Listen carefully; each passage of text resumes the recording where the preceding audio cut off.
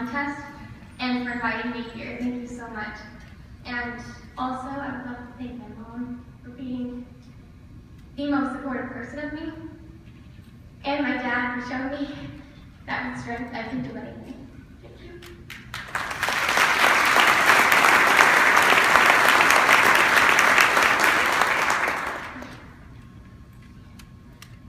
But then there are magical, beautiful things in this world. There's incredible acts of kindness and bravery, and in the most unlikely places, and it gives you hope. Faith matters. In frigid, unforgiving weather, I was kept warm by my joy. I was 9, and my 2 friends and I had no idea what awaited us in the pink brick house at the end of my street. We were walking door to door, singing impromptu Christmas carols. My little nose was pink and cold. The skin on my hands was cracked and dry. Winter tried mercilessly to dissuade us from our Christmas spirit with each pernicious gust of wind. The melodious knell of wind chimes whispered through the air, which only encouraged the growing elation within me. My neighbors had all greeted us with benign smiles and warm eyes. But when I gingerly knocked on the door to the pink brick house, we were greeted with tears. Mrs. Ross had always been known as the kind, elderly woman of the neighborhood who tended her garden with a soft smile.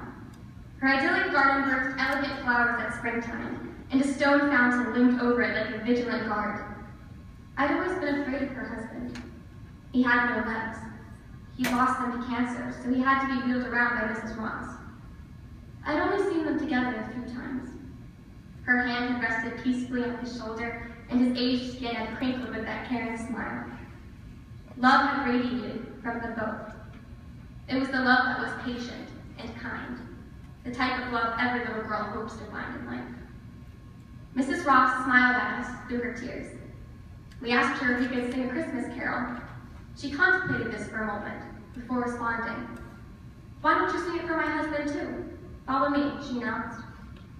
My friends and I obeyed. We were led into a bedroom in the back of the house. There were 2 nurses in the room who glanced at us curiously. Mr. Ross, bedridden, looked sicker than I had ever seen him, with sallow skin and a defeated countenance. I shared glances with my friends, and we began to pour our joy into Jingle Bells. Our singing was admittedly terrible, but it was something magnificent while standing over Mr. Ross. His ill expression was transformed into that caring smile of his. It looked painful for him to smile, but there was no mistaking the obvious happiness in his eyes. Glancing around the room, I noticed Mrs. Ross and the 2 nurses studying us with the same smiles. They were tearing up. I didn't know why everyone was crying. It was almost Christmas. No one should be sad. I left the house confused, but still overjoyed with Christmas spirit. A few days later, however, Mr. Ross died, leaving Mrs. Ross alone in the pink brick house on Christmas. She was standing in her wilted garden when my friends and I approached her, no doubt envisioning all the exquisite flowers that would bloom in spring. We told her how sorry we were about her husband, and the 3 of us promptly burst into tears. It was how Mrs. Ross responded that will stay with me forever. She told us when we sang for him, it was the last time he ever smiled. I know now that the 2 nurses were hospice nurses. I sang for a man on his deathbed and had no idea he was dying, but I will cherish the memory of his smile. I will cherish the memory of Mrs. Ross grinning through her tears at 3 little girls who had unknowingly discovered hidden magic.